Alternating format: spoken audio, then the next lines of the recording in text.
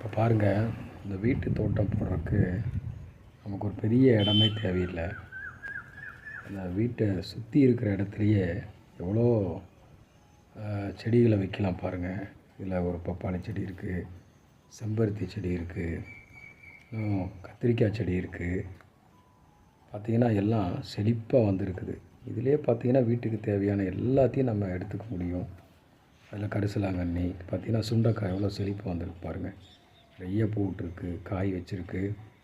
வீட்டுக்கு தேவையான எல்லாத்தையுமே இதெல்லாம் மருந்தடிக்காமல் எந்த கெமிக்கலும் இல்லாமல் நல்ல மழை தண்ணியிலையும் செழிப்பாக வளருது.